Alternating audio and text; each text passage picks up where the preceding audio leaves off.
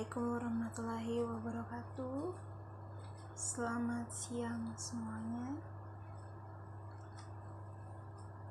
Jadi hari ini saya akan menjelaskan materi mengenai motivasi belajar. Nah, apa itu motivasi belajar? Motivasi belajar adalah segala usaha di dalam diri sendiri yang menimbulkan kegiatan belajar dan menjamin kelangsungan dari kegiatan belajar serta memberi arahan pada kegiatan-kegiatan belajar sehingga tujuan yang dikehendaki tercapai. Jadi motivasi belajar adalah segala usaha atau segala semangat daya yang dialami oleh individu agar individu itu mampu mempelajari sesuatu yang akan dicapainya.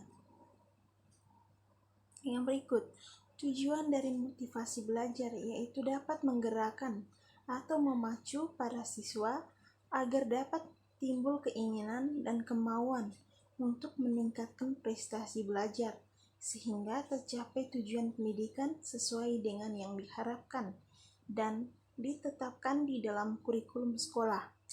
Nah, itu tadi. Tujuan dari motivasi belajar itu agar dapat memacu individu agar bisa belajar dengan baik dan giat. Dan belajarnya itu bisa lebih efektif.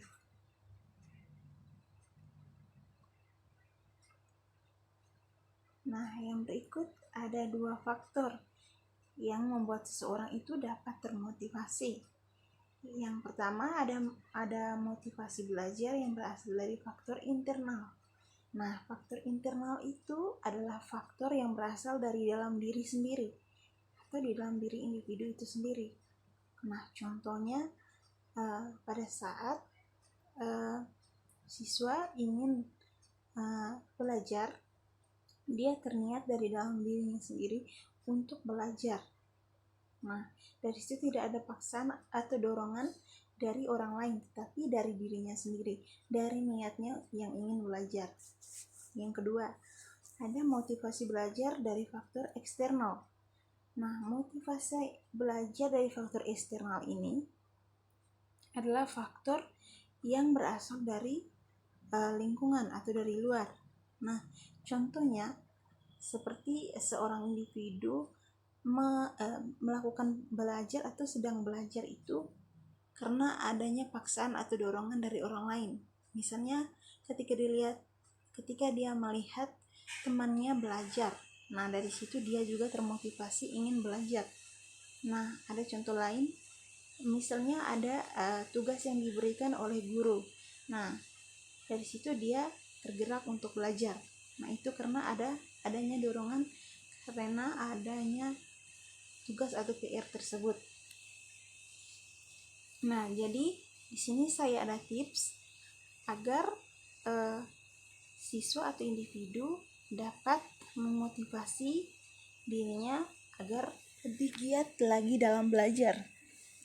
Nah, yang pertama, buatlah agenda belajar. Nah, agenda di sini maksudnya agar siswa itu membuat jadwal harian yang bisa membuat siswa itu dapat belajar sesuai dengan waktu yang telah dibuat.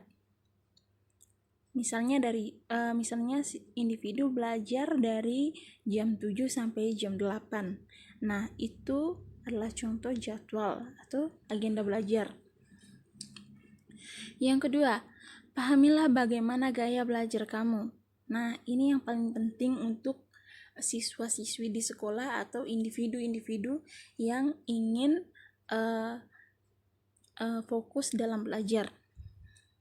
Nah, gaya belajar yang seperti apa yang dimiliki oleh siswa tersebut? Nah, contohnya gaya belajar itu seperti belajar sambil mendengarkan musik, belajar di tempat yang tenang. Nah, itu adalah gaya belajar yang dimiliki oleh setiap individu. Tapi kalau misalnya belajar harus dengan gaya belajarnya masing-masing agar belajarnya itu lebih efektif. Nah, yang ketiga ada istirahatlah. Istirahatlah di sini maksudnya setelah kalian belajar, itu teman-teman harus bisa istirahat terlebih dahulu, karena otak kita memerlukan istirahat yang cukup agar kita tidak cepat bosan dalam belajar. Yang keempat adalah hindari gangguan selama belajar. Nah, ini yang paling penting, yang sering dialami oleh teman-teman semua.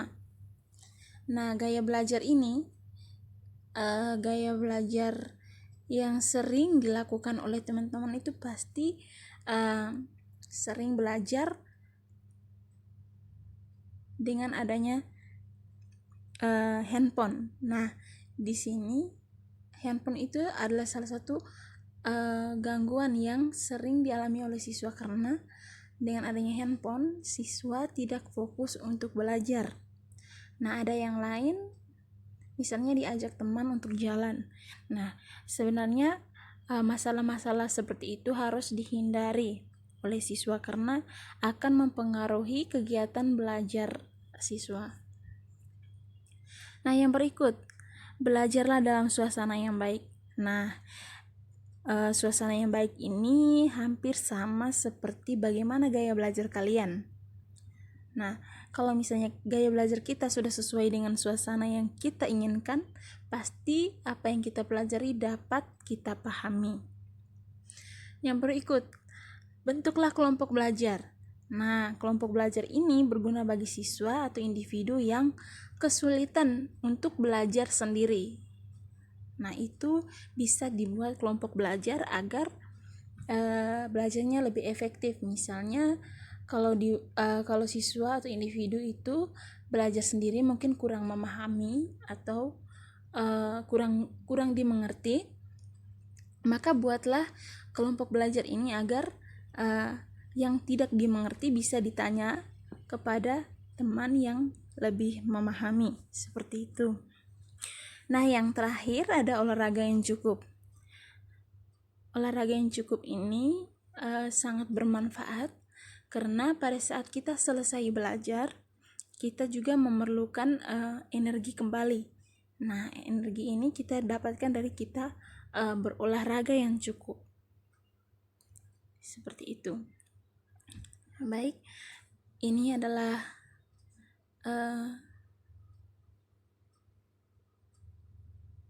materi yang saya paparkan. Semoga dapat diterima. Materi ini berguna bagi siapa saja yang melihat, siapa saja yang menonton. Materi ini merupakan tugas untuk memenuhi mata kuliah Teknologi dan Media BK. Terima kasih.